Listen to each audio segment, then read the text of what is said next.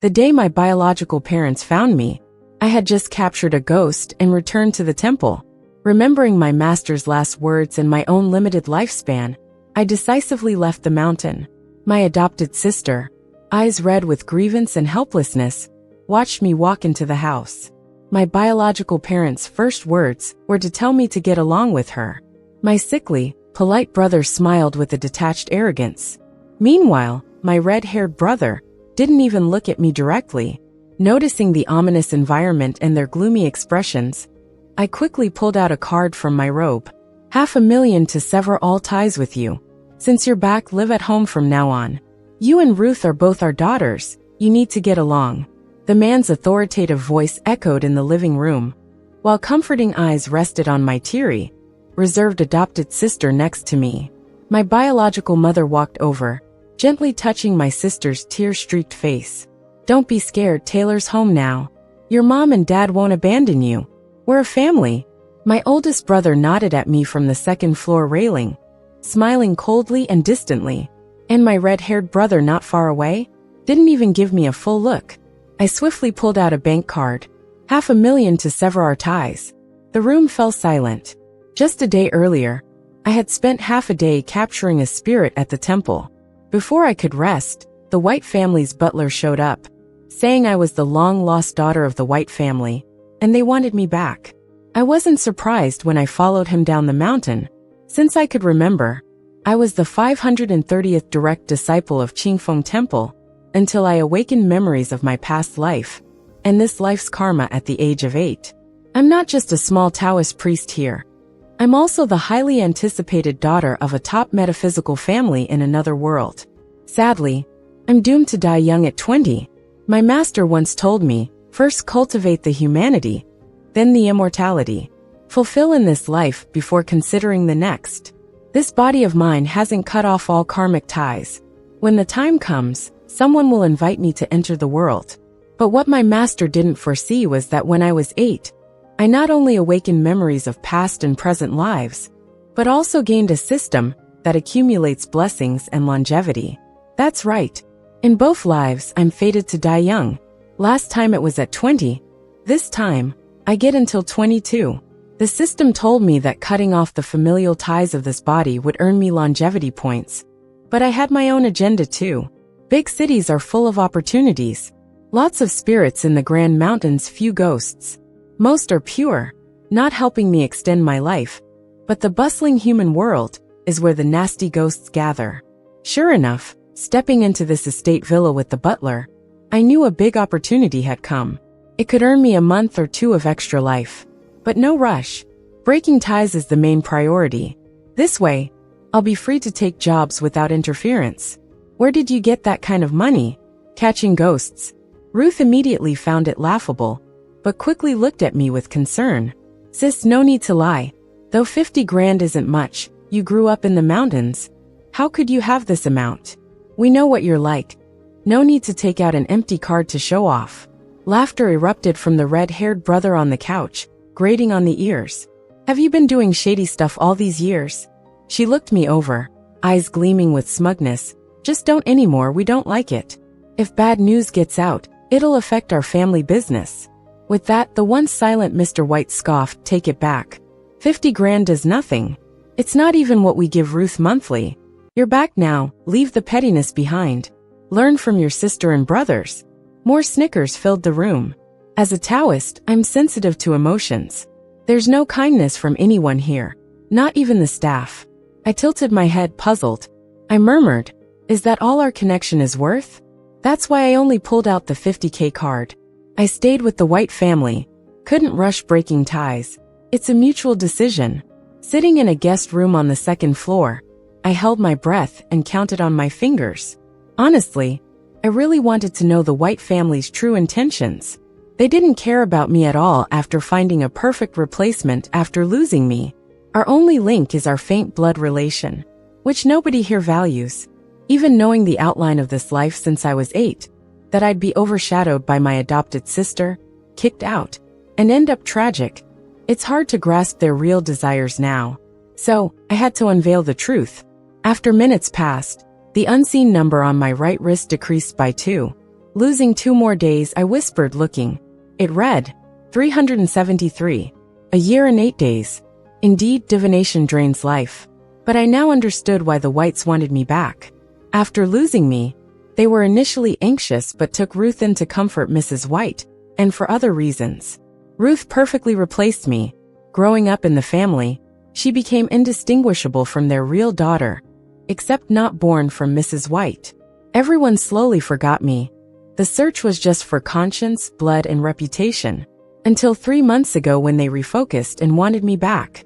Because the man I was promised to at birth went crazy. They were desperate for me to come back and fulfill the engagement. Taking Ruth's place in this marriage, maybe it's fate, or maybe they really tried hard to find me this time. But they got what they wanted. There was a knock on the door, and the guest room lights flickered for a moment. Miss Taylor, you can come down for dinner. I opened the door, and a small skinny girl stood there with her head down. She wore the White family's servant uniform. Her heavy bangs covered her face, so it was a bit hard to see. She looked like a little ghost. Did you come here yourself?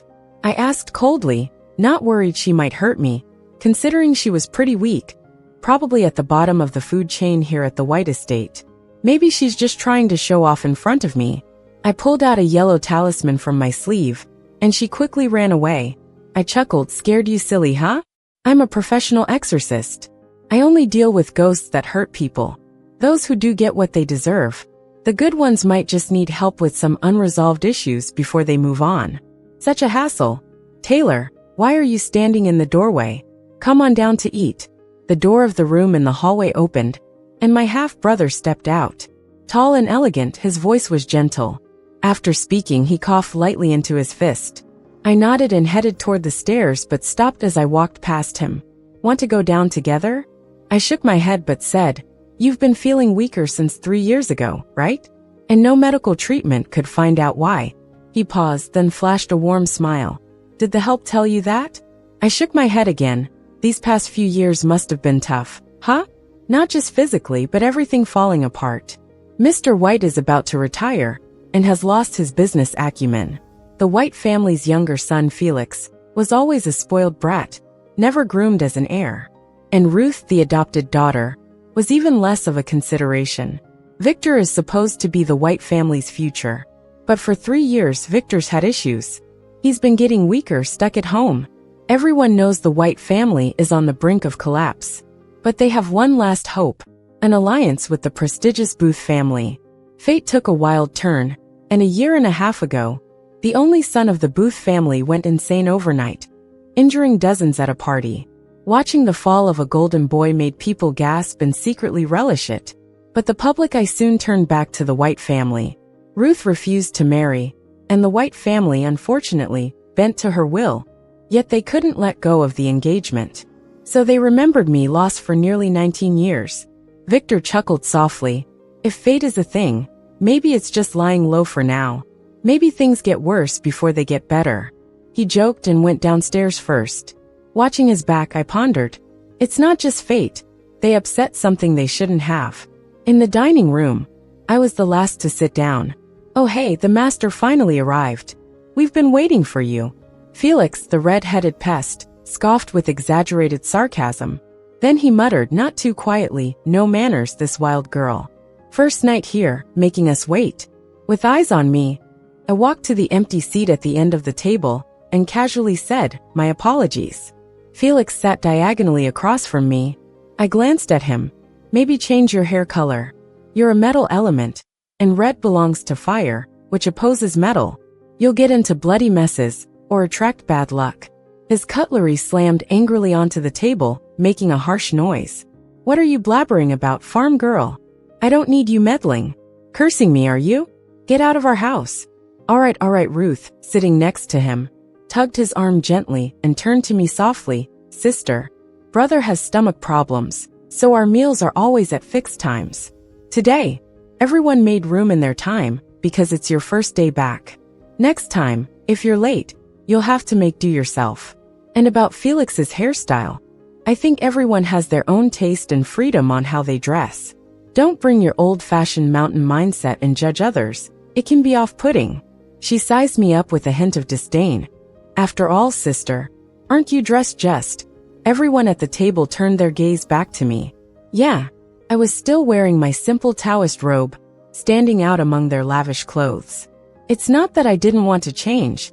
These clothes are quite noticeable outside the temple. But the guest room didn't have anything to change into. My father took a deep breath, containing his anger. Our family doesn't believe in those superstitions. Now that you're back, you should change those bad habits. Learn from Ruth about being a daughter of the White family. Don't let outsiders mock us because of you. I stared straight at him. Or more precisely, the little ghost clinging to his back, greedily consuming the energy he released in anger. I nodded in silence. This family is a mess full of poison, and I needed to sever the ties sooner or later. I've already given them 2 hints, which is more than enough kindness. If they still need help, they can pay me for it. After that little commotion, the dining room was filled with nothing but the sound of utensils and the occasional curious glance my way. I got why they were surprised. They had stereotyped me as some country bumpkin. My table manners probably caught them off guard. But I didn't care. Taylor, now that you're back, there's something you might not know, Mrs. White said, holding her chopsticks with a measured tone. You actually have a fiancé from a childhood betrothal. Yeah, your fiancé is quite the character. Fitting for you, Felix joked with a grin. Even though there's been a hiccup with the Booth's son, our family can't just back out. 3, she spoke righteously, with a face full of moral superiority. The dining table went silent. Everyone was waiting for me to speak. After all, I was brought back for this very thing. Isn't it supposed to be Ruth's fiancé? No way. A sharp female voice suddenly rang out. But she quickly realized she was too emotional and awkwardly explained. What Mom meant is that the marriage promise was made for you. Since you're the one who came out of her belly, right? Ruth didn't show any discontent. Instead, she graciously said, Taylor, I've taken lots from you already. Mom and Dad's love, my brother's protection, and my younger brother's company, along with all these years of a good life. How could I dare take the person meant for you? Everyone was waiting for my response. Okay, I agreed. Seeing them all breathe a sigh of relief, I continued, but I have a condition. What condition? I want to move out of the White family. Taylor, is something bothering you? Victor, who had been quiet, put down his fork and asked cautiously. Before I could respond, my so-called dad frowned and said, You just got back and want to move out already? How will people view our family? That's my only condition, I repeated. How about this, if you insist on moving out, at least wait a week. During that time, you can meet the Booths and your fiancé. All right. Nightfall came. I slipped past the surveillance and left the estate, where a luxury car was parked with its headlights on low beam. Seeing me, the wealthy Marcus hurried over from the driver's seat, carrying shopping bags in both hands. He looked like a waddling penguin. Sir, here's the clothing you wanted. He motioned toward the car, the trunks packed. Should I help you carry them in? I took the bags from him, no need. Okay. Marcus quickly nodded, then pulled out a credit card. Sir, there's $5 million in here, to show my respect. The password is the date you came to my house to drive out evil. I glanced at it indifferently and didn't take it. Back in my room, a little ghost awaited me, shivering. Are you a Taoist or a celestial master? The little ghost, clearly scared, gathered some courage to ask, Can you protect me? I can't leave this estate. There's a lot of scary stuff here. I set the bags down and crossed my arms, looking at it. Why choose me? After a few seconds of hesitation, it replied, I think you're powerful. Those things don't dare come near you. I'm just too low level to sense your power and dared to try scaring you. Amused by the explanation, I was about to decline when the Felicio system chimed in. Help the little ghost release its grievances, uncover the estate's secrets, and get a 2-month lifespan reward. Wow, city jobs really pay well. All right, I'll do it. I pulled a yellow talisman from my robe, drew a symbol on it with a pen, and it ignited on its own. Seconds later, it appeared in the little ghost's hand. Keep this, so the evil spirit's aura won't overbear you. I motioned with my chin. Now, tell me everything you know. It seemed relieved and floated over. My name is Coco, and I was a maid hired by the White family. I wasn't here even half a year when the young lady punished me. She blamed me for ruining her designer clothes and accused me of stealing her jewelry. The little ghost wept blood tears, and its aura wavered. Is it easy for us workers? Up at 5, resting at 11, working by others' temperaments, only to be scolded because she's luckier? Better at reincarnation? It sneaked a glance at me and whispered, though she's just an adopted daughter, acting so proud taking others' stuff. The White family pays well, so I didn't dare resist. Even when she targeted me, I always stayed humble. Then one day, she asked me to wash clothes at the fountain at midnight. Thought it was just to torture me, but in the end it shivered with fear. A blue-purple hand dragged me in. When I awoke, I was like this. I wanted revenge, but I can't get near her. I also found it gazed with fear. The White family estate is like a haunted site. I nodded in understanding. When did she ask you to go? Around 1 in the morning. Definitely the darkest hour. Coco's wish was simple. An eye for an eye, a grudge for a grudge, then move on. I temporarily stored her in my soul-locking bead bracelet.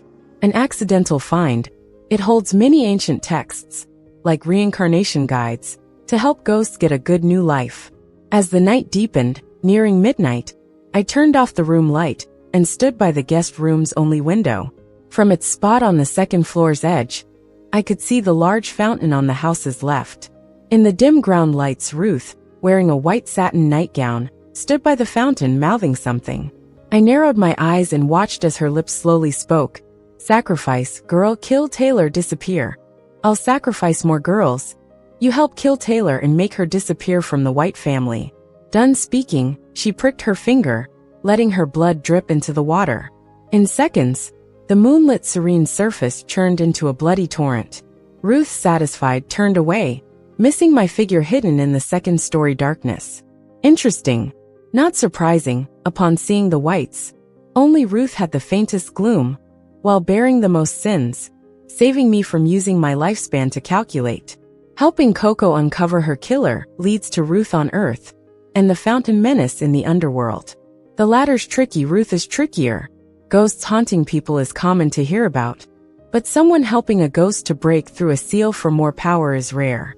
I tried to negotiate with the system. There's no way they could expect me to handle a case between two realms for just a couple of months of life in return. But I got no reply. Meanwhile, Coco in the spirit orb was flipping out. Master, it's that thing. It's coiled in the fountain. I shrugged it off and got into bed. Calm down. Today drained me quite a bit, and I was born with some health issues. Even a small loss of life force clearly showed on me. Some things needed time. The next morning, there was loud banging on the guest room door. Coco jumped out from the spirit orb, ready to scare whoever it was at the door. I scolded her back inside. She looked at me all upset. Like overnight, she became completely convinced of my abilities and followed my lead. I didn't bother explaining. If she did anything nasty in the living world, the judges in the underworld would know. She's the ghost I need to help, after all. So I just punished her to memorize some ancient texts in the orb. When I opened the door, Felix was standing there, his head covered in blood, glaring angrily at me. Taylor, you jinx. Get out of the White family. I gave him a sly smile. Looks like my prediction came true. You're still smiling. He lunged forward, trying to grab my collar, but he was too shaky on his feet. I easily dodged. Lightweight drunk. What's going on here? What happened? Felix's outcry had brought the whole White family out of their rooms. Oh my God, Felix, what happened to you? Mrs. White looked like she was about to faint seeing her son's bloody face. Mom kicked Taylor out of our house. She's a walking disaster, a jinx. I only recognize Ruth as my sister, no one else. Felix was still fuming, and the blood streaming from his head wouldn't stop, making the scene look a lot worse than it was. Just a flesh wound and some blood loss. But it did confirm my earlier warning about a bloody disaster. So you went out racing with your pals last night and got hurt, and now you're blaming Taylor? Victor's calm but firm voice chimed in, demanding attention. Felix, you should apologize to Taylor. Why should I? He sprang up, eyes full of disdain for me. You all think she's so innocent just because she grew up in the mountains. Felix spat and pointed at me. I saw her last night talking to some fat middle-aged guy before she came back. Who knows what sketchy stuff she was into? Everyone's suspicious looks turned on me, making him feel vindicated. Taylor, what's going on? Is what he said true? Mom was furious. Being a lady who values reputation above all, she hated any scandal involving her family. I remained calm and nodded honestly, it's true. Sister, how could you do something like that? Ruth leaned on Mom's side, comforting her. Yesterday, you were told our family doesn't allow such behavior. And you were already out with a man last night. And a middle-aged one at that. You're disgracing yourself. Tell us honestly, what were you doing before you were brought back? I sat up straighter, a hint of sarcasm in my expression. It's unfair to pass judgment so quickly. If you rely on your eyes alone to see the truth, that's foolish. Believing every rumor is even more malicious. I didn't have any new clothes prepared in the guest room. I asked the maids, and they said they'd help, but they never came. I looked for you, but Ruth said you were resting. So I had no choice but to find someone else to help. I've helped that guy with a little problem before. And if you don't trust it, I can give you his info. Ruth, didn't I ask you to prepare some clothes for your sister? Mrs. White turned to Ruth, her gaze turning apologetic. Ruth's fierce expression softened as she teared up. I didn't know she needed clothes. I thought since Mom was so touched by her coming back, I'd let you rest more. I felt unwell yesterday and forgot what you asked me to do. Taylor, I'm sorry, I misunderstood you. Seeing Ruth's pale face, and considering she might have been worried about her status in the house, no one held it against her. Mr. White waved it off, laughing it away as a misunderstanding. But Felix wasn't satisfied, pointing to his thickly bandaged head. What about this? You brought that on yourself.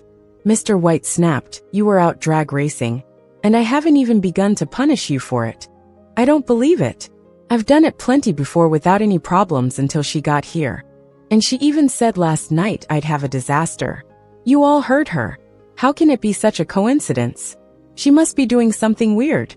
And when she got here, my sister got sick, and she's wearing some creepy robe.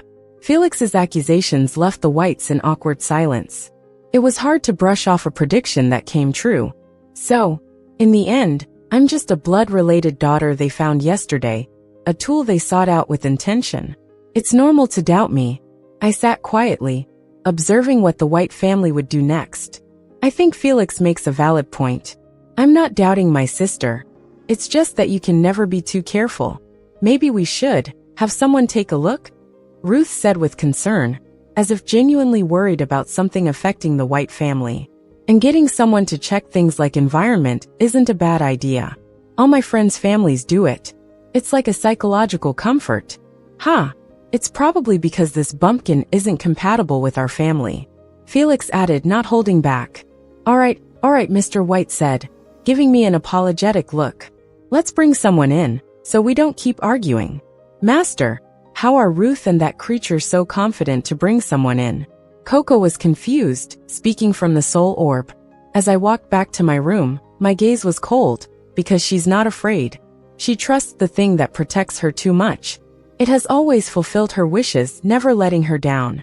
Of course, she's been diligently providing it with the most imbued girls. Coco shivered within the soul orb. That thing is terrifying. Though it killed me, I've never seen it or knew what it was. My last memory alive was the dark red blood mist underwater. All the ghosts in the manor fear it, are bound by it, unable to leave the area to reincarnate. It can kill ghosts, absorb their power.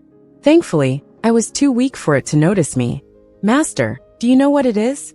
I replied, just a severe ghost with a lot of resentment that's been dead for many years.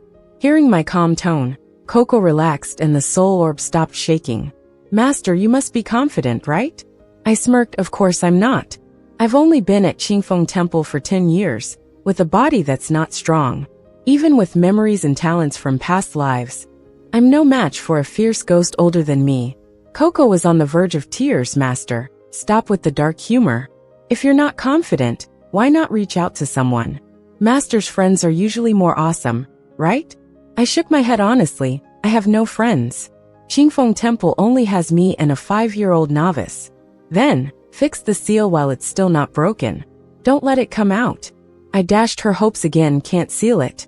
It's already strong, just lying low. I don't know who suppressed it here, but if it was sealed and not destroyed, that means whoever did it was only slightly better than this ghost. Maybe they used up their life force to seal it. I'm not sure if the mystic realm exists in this world, but Coco asked if I was a celestial master last night. I realized there is such a profession, but I'm certain this world doesn't understand or value it as much as my past life. Then it's over, can't even be a ghost. Coco despaired. I performed a technique to temporarily seal the soul orb, leaving her to grieve alone inside. Dad, I talked to a friend. The master they hired is renowned in the circle. They frequently consult him for moving, renovating, and even exorcisms. Through my friend's connection, I've arranged for him in 4 days. In Mr. White's study, Ruth revealed her plan. Originally, Mr. White gathered everyone to discuss announcing my return. The outside world knew the White family lost a daughter. After Ruth became the adopted daughter, people forgot, and even thought Ruth was the Whites' biological daughter. To make me marry into the Booths family, my identity must be restored. I was pondering why Ruth wanted me to stand in for the marriage with the Booths lunatic, if she wished for me to die the night before. Then I overheard from the staff that Booth's lunatic fell gravely ill, likely wouldn't wake, surviving only by the Booth's wealth and apparatus. Ruth didn't expect to shoot herself in the foot, not needing the marriage, and found me the real daughter. No wonder she soon wished for my demise. I think since my sister is back, we should host an introduction party to let everyone know White's real daughter has returned.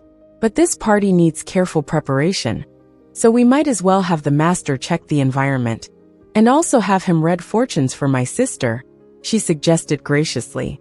Mr. and Mrs. White nodded approvingly, agreeing on the spot. Felix lounged on the couch in a lazy manner, eyes gleaming with smug defiance. Humph. Let's see if you get kicked out of the house after 4 days instead of an introduction party. I looked away unfazed. Indeed, who knows if the White family will live to host this introduction. 4 days later, May 5th. That expert does know a little, picking such a young day, but he only knows a little. He doesn't realize it's also the day when the hidden Yin energy begins to emerge. After leaving the study, Ruth called out to me. She held my hand affectionately, smiling sweetly, her slightly widened pupils bottomless and eerie. Sister, you've suffered outside. Enjoy these days. Eat, drink, play as much as you want. Make the most of your time. She knew well enough that before executing a death row inmate, they're given a last meal to avoid regrets. I pulled my hand away, my voice icy as my gaze. You too, 6, cherish the moments, don't waste them away. The White family has quite a few of Ruth's informants. The White family isn't bad. Mr. White goes to work every day. Mrs. White occasionally goes out to play mahjong with friends. Felix is laid up, looking like a mummy, and hasn't left the house. And Victor is too frail to leave his room. But the staff here are oddly partial to Ruth, thinking my presence has wronged her. They're keeping tabs on my every move. I can't openly prepare anything, so I continue to message people to get things ready for me. Luckily, my image as a country girl sticks, and they just think I might be a threat to Ruth's status, not capable of causing much trouble. In the soul orb, Coco is anxious and frustrated, watching me eat and sleep all day, with a laid-back style, just a bit exasperated with me. She says she bet on the wrong horse and wants to cut ties, but without my consent, even the soul orb can't leave. In the guest room, it's one human and one ghost, 2 mindsets, waiting for the day. That day came as scheduled. Ruth personally knocked on my door. Sister, the master will arrive soon. Remember to come down and greet him with us. I got it. I answered casually, closing the door. I walked to the window, watching the stopped fountain. The still water was ominous, indeed soon. I changed into something casual, ready to go down. Coco in the soul orb protested. Master, just leave me here. You handle the storm yourself. I'm a weakling, can't do anything right. Taking me will just be a burden. Last night, we watched Ruth's wish-making ritual again. She promised to make the White family feel that I brought bad luck to them, that my presence would hasten their downfall, harming parents and siblings, ensuring the Whites easily kicked me out. In return, she'd offer 2 servants to it. She skillfully bled a fingertip, leaving satisfied, not noticing the fountain showed no change this time. It's like the calm water before a storm, barely visible black aura creeping in.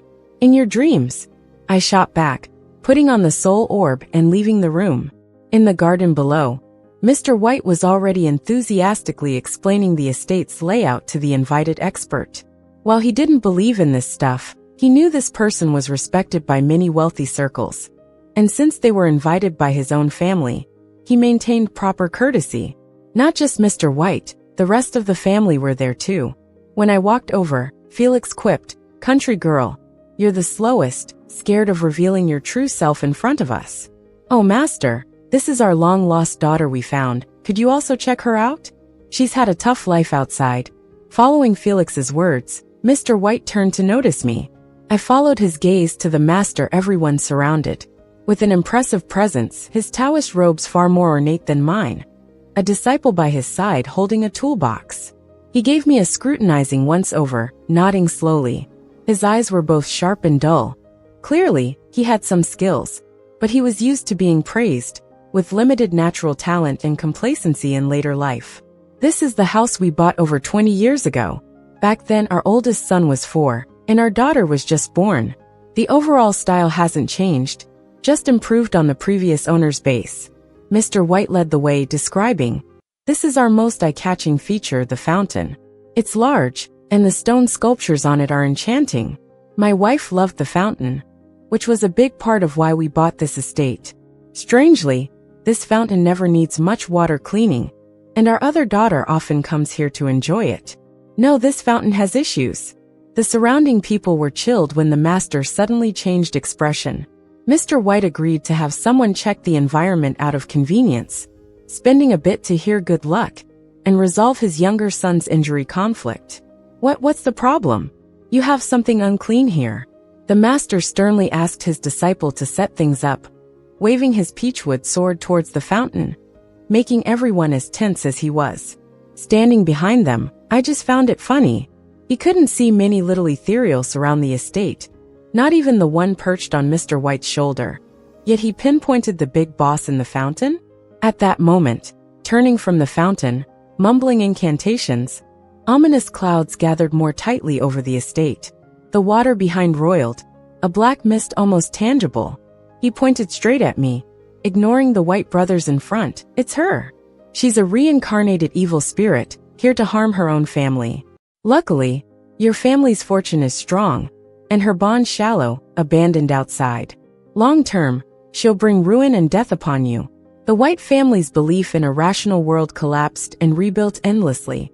Mrs. White was already terrified, screaming and cowering behind Mr. White, fearfully glancing at me.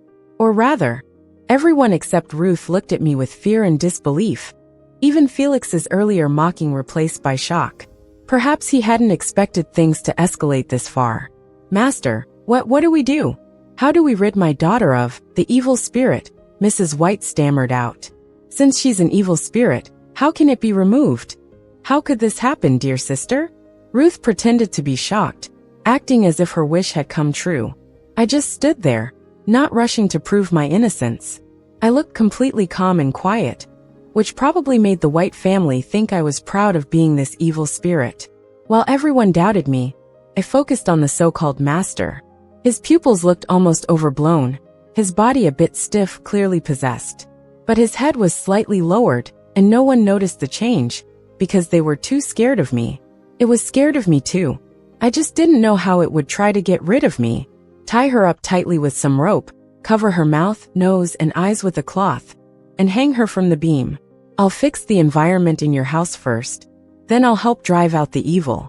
"Thank you, master." "Brother Felix, go do as the master says. He is highly respected and might really help Taylor." Ruth quickly agreed, looking oh so grateful. The two people in front of me hesitated. I wasn't sure if it was out of fear or pity. Felix, trying not to sound too worried, said, hanging her and covering her nose. That won't suffocate her, will it?" "Of course not.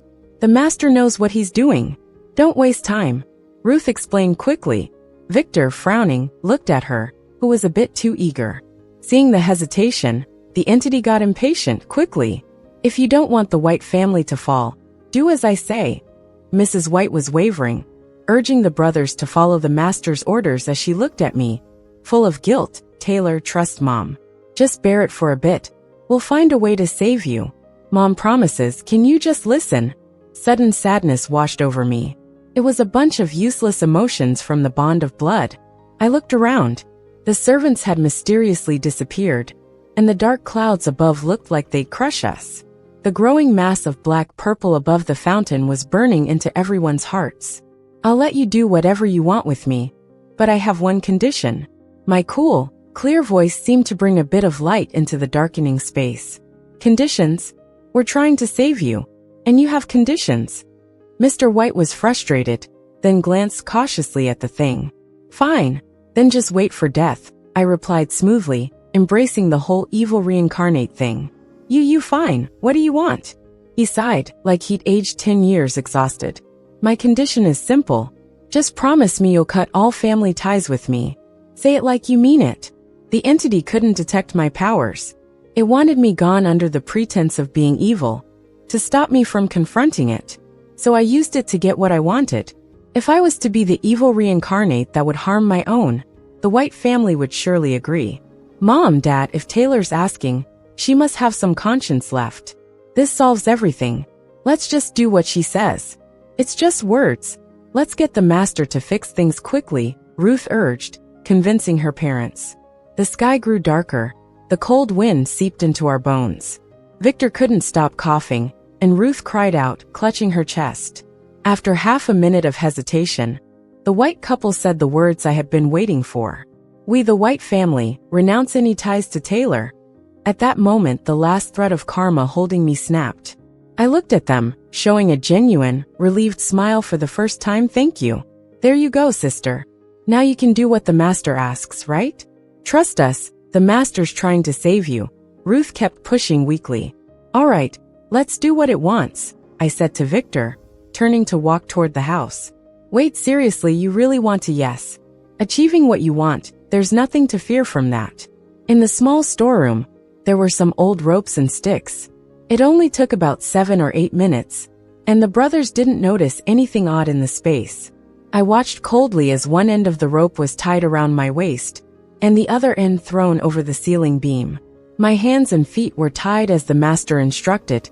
When they were about to lift me, Felix hesitated, holding a bag. He struggled for a moment, then tossed the stuff aside. Forget it, bro. I think she's tied up pretty tight. Let's skip covering her face. You see the way he acts, all mystical just to con people. I doubt she can last long. If that crappy master takes a day and a half to get rid of the ghost, by the time we come back, she might not be hanged, but she'll be suffocated. Felix noticed me looking at him, and a bit self-conscious mumbled, It'll just give the master more work. Aren't you worried I'm actually the evil reincarnate and would harm you? I kindly reminded him. Silly. Who can say for sure that the master can really do anything?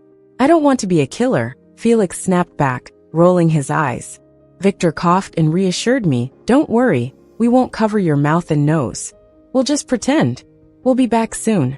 Felix yanked on the other end of the rope, pulling me up, but not too high, just about a meter off the ground. Before they walked out, they grabbed a couple of sturdy sticks, just in case. They were basically walking to their deaths. I watched coldly as they disappeared from my sight. It's out, completely out. Master, what do we do now? I feel its sinister presence leaking out. This place is totally its territory now, Coco said anxiously. Sure enough, visible black mist floated in through the crack in the storeroom door. It had started by the fountain, and within just 11 or 12 minutes, it had spread here. I couldn't imagine what it's like outside. Hanging in mid-air, I shut my eyes tight and whispered an incantation. Half a second later, Coco tumbled out from the soul orb with a baffled look on her face. Master, what are you doing? Let me back in, release me now. I don't want to die. Ah. She frantically tried to crawl back into the soul orb on my wrist. Stop whining. Use your ghost power to break my ropes first. We need to get the stuff we prepared. Okay. Her ghostly face turned a frightening shade of purple as she tried to break the ropes, but they were unaffected. She gave up in frustration. I can't do it. I'm just a low-level ghost. My biggest skill is scaring people. I can't break it. Aren't you upset? Unfair death, nobody cares. Lived like an ant, bullied without daring to fight back. Finally earned a little money, didn't even get to enjoy it before becoming sacrifice fodder for someone else's dreams.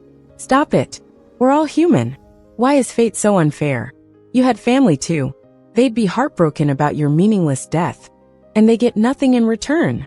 You're stuck as a low-level ghost, can't reincarnate, can't leave the estate. Enough. Coco's ghostly energy started to stir. Suspended above, I continued to push her. You're just fuel, a stepping stone. Ruth used your sacrifice for her dreams, and that thing's growing stronger at your expense. Admit it, you're not happy. Snap, the thick rope broke. I quickly got up and brought Coco, still conflicted, back into the soul orb. Alright, enough turning evil. Cleanse your spirit inside the orb. It's time to turn the tables. Stepping out of the storeroom, everything outside looked totally different. Before, Mrs. White preferred European style, and the entire estate was elegantly designed. Now, despite the lingering black mist, the corridors looked like a rundown 1980s Western-style house. Broken, desolate, reeking of decay. Thankfully, the overall structure remained unchanged. This must be that thing's place of obsession. Strong ghosts are either emotionless killing machines, or too fixated on grudges from their past lives. They like to trap their victims in this place of obsession to relive their resentment. The emotionless ones are easier to handle, just use brute force. But the ones with obsessions are tricky. They're not as strong, but excel at deceiving exorcists. You might think you've killed it, but you only destroyed an illusion it made in its dream world. It can instantly spawn countless overlapping obsessive places, each harboring its own illusory form. Dream within a dream, lucid dream. Many inexperienced exorcists exhaust themselves here, never even catching a ghostly shadow. Understanding a bit better, I quickly headed to the spot where we stored our stuff. Marcus, ever the generous one, had buckets of black dog blood, chicken blood, 7 or 8 peachwood swords, a box of talismans, 4 or 5 compasses, lol. You just need a little stool to start a market here. Never mess with an angry ghost. I quickly grabbed a handful of talismans and a suitable peachwood sword and rushed back. The group that had gathered around the fountain for a ritual was gone, replaced by what looked like plant-like tendrils of black-red roots sprawling from the visibly decaying fountain throughout the estate. These things are alive and share senses with the master of the obsessive place. It's called soul sensing. In a past life, I entered a place like this for a trial. Countless exorcists had perished here before finding the hidden strong ghost, only to be ambushed. With the enemy hidden and us in the open, it's hard to win. I carefully dodged those tangled things, never stopping, thinking where Mr. White might be trapped. He was key to our victory. This ghost isn't good at fighting, but excels in mind games and ambushes. It would lead someone to their most dreaded place and unleash the scariest illusion. This estate isn't too big or small, no time to search room by room. Even if I had time, the White family would be too drained by then. But the most feared place, where is it? With a quick step onto the Roman column in the first floor foyer, I leveraged it to reach the second floor study's balcony. This was Mr. White's study, always locked unless he invited us in. The more hidden things are, the more secrets there are. Like embezzlement, corruption, unpaid wages, affairs, illegitimate kids. But stepping in, my heart sank. There's nothing. Pushing open Ruth's room, Mr. White's family of 4 stood there rigidly, faces pale and dull. What happened to them? Where's Ruth? Coco nervously let her guard down. Their souls were dragged into an illusion created by the thing. These are just 4 soulless husks. We have to pull them out before nightfall, or they'll never return, doomed as fodder. Isn't this already its obsession place? Why's there an illusion too? Geez, a strong ghost. I smirked coolly. Obsession is to trap prey. The illusion is to crush them. Help me keep an eye on these 4 bodies. I can usually come back, but I never say anything's for sure. If I don't return, you better run. With the soul orb, you can come and go as you please. I squatted down to place the soul orb on the floor, pulling out a yellow talisman and writing a spell with my spiritual power. You have spiritual power. The yellow talisman spontaneously combusted in midair. The next moment, I entered their illusion. The dreamy pink and childish toys didn't match the eerie, dark manner at all. A young Mr. White held Mrs. White tightly, smiling at the baby in his arms. Such a cute little nose and eyes. She doesn't look like us, more like her brother. She's still too young. You can't see much right now. Mrs. White scolded playfully, her face filled with happiness. In a flash, the scene changed. The once warm, pink princess-themed room grew cold. Mrs. White lay on the bed, crying, while Mr. White smoked in despair nearby, and 10-year-old Victor sobbed quietly in a corner. We've looked for so long, but maybe we won't find her. I won't give up, but your mental state is really bad. Should we adopt a girl? I won't do it. Who could replace Taylor? It wouldn't be fair to her. I don't want my daughter to come home and feel like we've replaced her. I can't give any love to another child. I don't want anybody else to be my sister. The scenes kept shifting. 8-year-old Ruth accidentally cut her hand by the fountain, a drop of blood falling in. Her mother yanked her ear and yelled, "Didn't I tell you to stay in your room? Can't you understand? Stay away from here. Your dad said this place is creepy. If the owners see you, I'll lose my job. I must really owe you, having to hide a burden like you. Why didn't you just die with your deadbeat father?" Ruth was scolded back into the servants' quarters. That night, she had a dream, a promise to fulfill all her wishes, a dream. But she needed to sacrifice someone to the genie. On a stormy night, she tricked her mother, working at the White household, to go to the fountain. She hid under the covers, eyes wide with fear, not sure if she feared her abusive mother or what was about to happen. Today, I saw Mrs. White drop a bracelet by the fountain. It was pretty. The diamonds really sparkled. "You brat. I'm telling you not to show yourself in public anymore. Another slip-up, and I'll beat you," her mother scolded, instinctively changing her tone. But where did it fall? The next day, Ruth didn't have a mom. Her sacrifice worked. Tiny as she was, she stood in front of the fountain, filled with sorrow, murmuring, "You always complained about your unlucky birth date. But now you can earn some luck for your daughter." Instantly, she dished her sorrow for a big smile, spotted by the White couple out on a stroll. Her wish came true. She became the White family's adopted daughter, taking the lost daughter's place as the center of attention. Year after year, she made a dozen or more wishes and took over Mrs. White's duty of hiring servants. She wished the Whites would forget their lost daughter and love her truly. She wished everyone thought she was their real eldest daughter. She wished White wouldn't find Taylor. She wished Victor would be a protective brother and Felix a doting one, always looking up to her. She wished to take Taylor's place in marriage. She wished Taylor would disappear. She wished the Whites would reject Taylor because of her fate and drive her away. Every sincere wish of Ruth's led to more wrongful deaths of servants, as scenes of her sweet facade and closeness with the White family played out in the illusion. Smooth talking and heartless. How could anyone not go mad seeing the truth? In between the illusion, Mrs. White was shocked beyond words. The three men furious to the point of rage. But after the brief anger, an endless sorrow followed. This was its purpose, creating the illusion, but it wasn't done yet. "Taylor, your daughter was killed by you. You, Mr. White, Mrs. White, Victor, Felix, all with her blood on your hands. When you adopted Ruth, you decided to give up on her, robbing her life for someone else. She suffered outside, while Ruth enjoyed a luxurious life with you. When she came back, you treated her coldly. And you killed her with your own hands just now. You should end it, to pay for your sins." The empty female voice echoed in the illusion, full of accusations. Go over there and apologize. Admit you're wrong. Only if you find her can she forgive you." Seeing their expressions start to waver, especially Victor, whose soul was already possessed, began to lose vitality. I quickly released 4 spiritual forces to pull them out of the illusion. "Taylor, you're alive. Thank goodness." Once reunited with their bodies, the White family snapped back to reality. I picked up the soul orb from the floor. Mrs. White threw herself over to me, sobbing. I coldly pushed her away, taking 4 talismans from my pocket and tossing them to the family. "Get out of here. The exit's in the storage room where I was locked up. Since that thing didn't want me mixed in, it isolated me. This place is the only spot not turned into an obsessive zone. Once you go in there and come out, you'll be back in the real world. Remember, Don't touch those vine-like things outside. They'll alert the ghost to where you are. But this talisman will hide your presence for 15 minutes. Once you're out, get far away from this estate. Its power hasn't reached this area yet. What about you? What are you going to do? Mom's not leaving. I want to stay with you. 10. I rarely paid attention to her.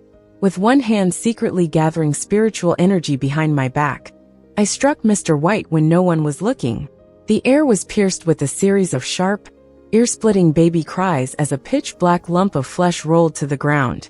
Quickly, I flung 7 or 8 yellow talismans, merging them into a shield with my spiritual power, covering the lump. I caught its child, so it should be here soon. I saved you all just as a bonus. Really, it's mainly for this thing hanging over me. If you want to die here, I won't stop you. I've shown you the way out. I've done my part. Victor and Felix dragged the terrified Mr. and Mrs. White out. Hey, country girl, you better make it out alive. If you do, I'll dye my hair black and start my life over. I gave him a slight glance, bent down to lift the still struggling ghost embryo from the ground, and looked at the numbers on my arm. 353. Less than a year left. Using spiritual power twice cost me half a month of my lifespan. And that's before I even face off with that thing. Really a losing deal. If you keep hiding, I'll make sure this thing here disappears. I shouted coldly, gathering a rich burst of spiritual energy in my right hand. I looked calm on the surface, but felt like my body was being drained. The world seemed to tilt, and I clenched the ghost embryo as I faced the illusion made just for me. A young Ruth lay on the princess bed that once belonged to Taylor, with Mrs. White tucked her in tenderly. In a sweet voice she asked, Mom, if you find your real daughter, will you still treat me as nicely? Of course. You're my daughter too. The moment I saw you, I felt you were meant to be mine. Even if Taylor comes back, I will love you the most. You're the best, Mom. Teenage Ruth playfully jumped onto Victor's back, pouting, Big brother, where have you been? I couldn't find you, and I've got so many questions. Victor rubbed his brow wearily. Dad heard news about Taylor, so he sent me to check it out. Oh, Ruth's eyes lowered in disappointment. That's probably important. But Big brother, if Taylor comes back, will I still be your favorite sister? Victor affectionately pinched her cheek. Ruth, you're the sister I watched grow up. As for Taylor, I don't remember much. Sis, don't worry. You've always been my sister ever since I was born. You're the only one I recognize, Felix said firmly, hugging Ruth's waist. The three of them laughed together, an inseparable bond. At the company's annual gala, Ruth, elegant and poised, stood between Mr. and Mrs. White. Everyone praised her for inheriting the best of the White family genes. The White couple looked at her with pride, without any denial. TSK, still trying the same old tricks in the face of death. It's one thing not to know my strength, but to presume about my thoughts. Without hesitation, I drew my spirit-powered hand closer to the ghost embryo wrapped in talismans. Its intense struggles only increased with the burn of my energy. A gray-black shadow dashed forward quickly, and I halted, breaking the illusion. Not hiding anymore. Finally, I saw its true form. A female ghost with a deep greenish-blue tinge, blood-red eyes, almost to the point of bleeding. Her long, dry hair draping her entire body, with crimson nails dragging across the ground. Nothing remarkable, except the fierce aura surrounding her that even scared living beings away. She must have held a lot of grievances in life. Raising the creature, I spoke sternly. I don't care what injustice you faced in life. You've killed too many. You can't reincarnate anymore. You can't beat me, and I don't want to waste energy. If you submit willingly, I'll give this ghost embryo a chance for reincarnation. No, I won't accept this. I want revenge, she rasped, her voice shrill and hoarse. Revenge? I looked her over. I'd say you've been a ghost for 100 years or so. Your enemies are probably old, or already waiting underground. Who do you think you're avenging? She raised her hand, roots engulfing Ruth. Ruth! Taylor, save me, please save me, she cried, tears and mucus streaming down her face. No longer the lady she pretended to be. I frowned. As an exorcist, I couldn't just stand by. But if this keeps up, this leverage I hold won't mean much. I tossed the ghost embryo into the soul orb. Coco, keep an eye on it. It's possible to save her if I push my spiritual power. After all, she's a ghost that mainly controls the mind. But that trick doesn't work on me. Realizing my next move, it screeched, its sockets and pale pupils rapidly widening, pulling everyone back into another grand illusion. It's illusion. Another illusion. Like some magic trick, a kaleidoscope of confusion. Doesn't it know you're immune to illusions? Coco asked breathlessly. What's up? How can a ghost in a soul orb be breathless? The moment you tossed the little ghost in here, the talismans caught fire. When we were in the manor, this thing used to bully me a lot under its mom's influence. Now that it's in my territory, why can't I teach it a lesson about being a ghost? Coco declared, justified. I let out a helpless chuckle before Ruth grabbed my arm. Sister, I didn't expect you to be so strong. Please don't leave me behind. Let's get out of here together. She pleaded, both terrified and eager to please. A sense of mental instability. I glanced at her briefly, then focused on the world around us. Back in the same mansion, unchanged from the first time I entered this place of obsession, but it had lost its ruin, gloom, and ghostly aura, now resembling the real world more closely. This must be the ghost's unresolved issue. The arched enamel door swung open, and a woman in a simple yet elegant cheaphouse stepped out. She moved gracefully, and even the slight bulge of her belly couldn't hide her stunning elegance. Paul, come over here. She waved at one of the workers in the distance. A burly, dark-skinned man jogged over, wiping most of the sweat off his face with his hand, and asked breathlessly, Madam, what's up? She pointed to the building still under construction.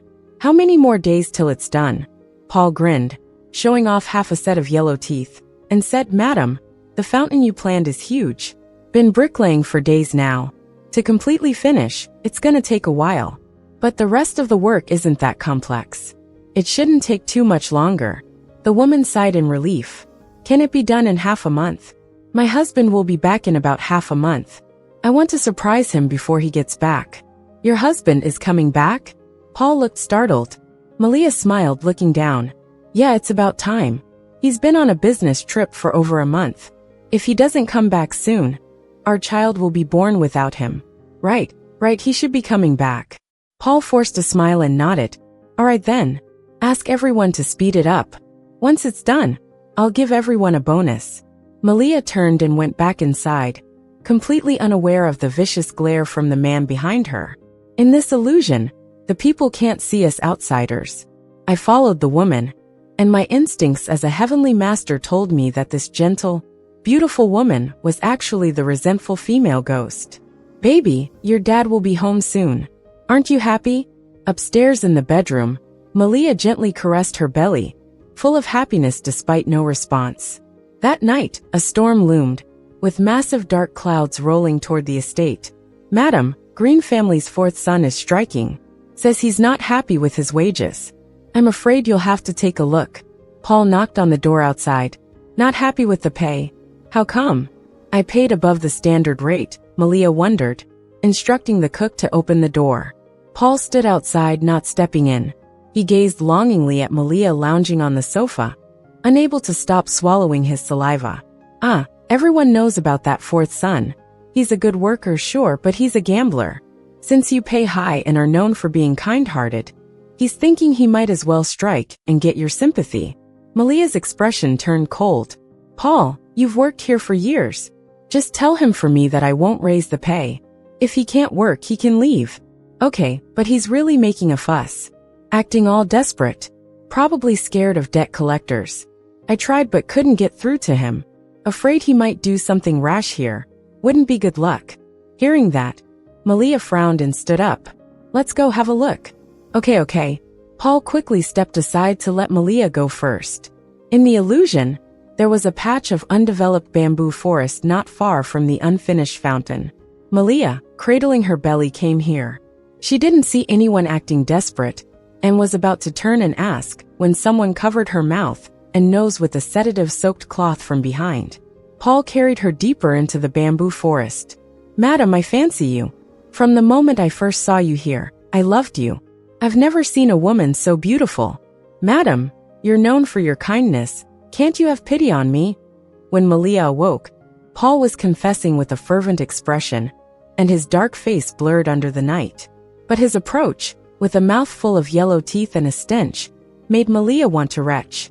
"Get away!" she struggled, using hands and feet, but couldn't match the strength of a grown man. "Baby, let me kiss you. I really like you, please let me, okay?"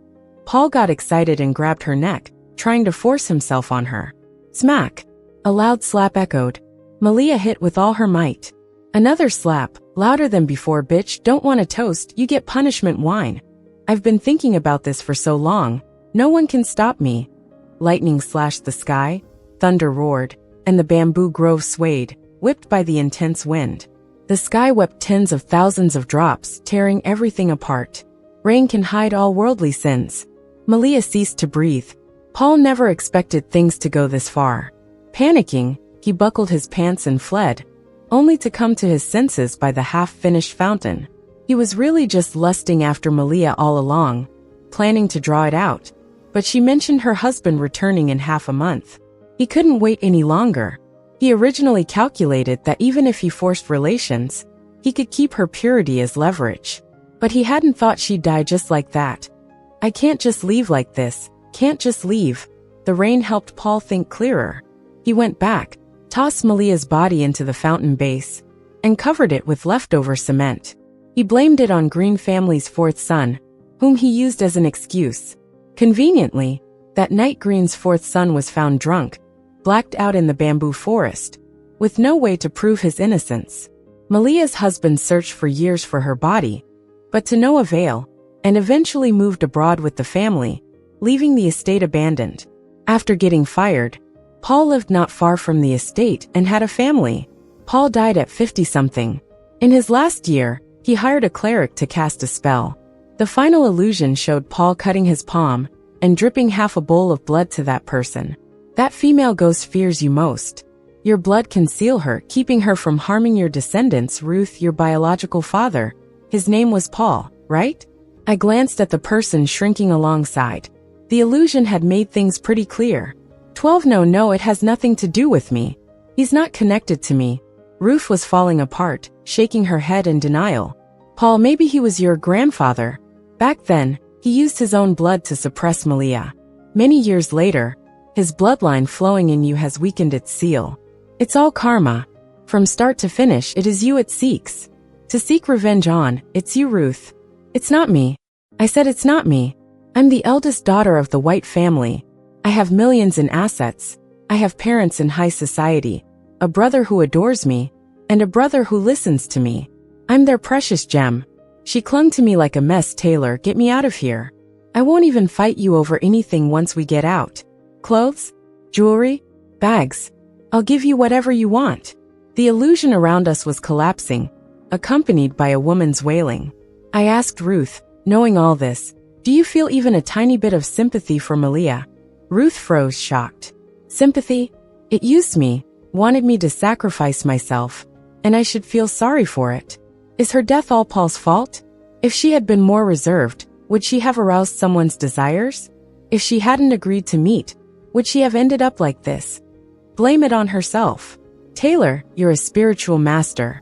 You won't help evil spirits harm people, right?" Her words were certain. I chuckled. "Of course not."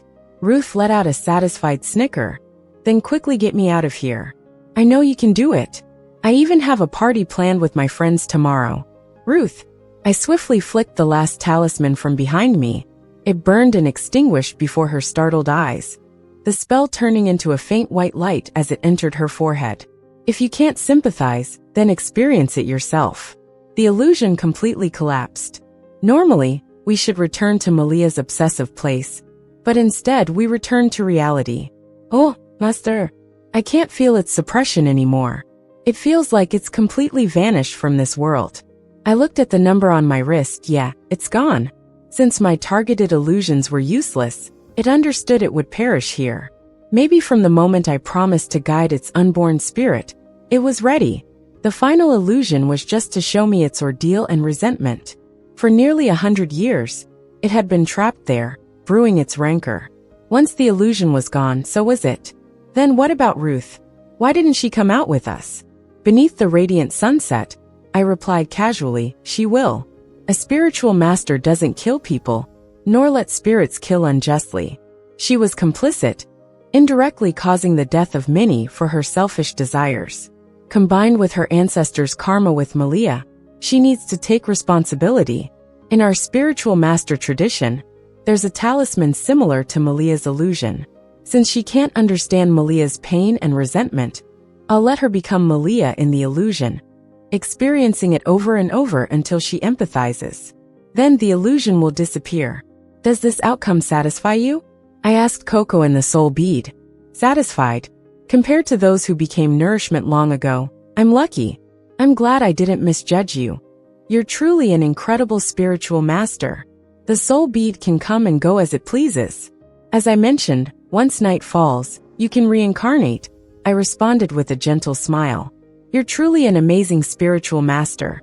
Someone told me that in a past life. But what's the use of being amazing of having talent? Still a short-lived person.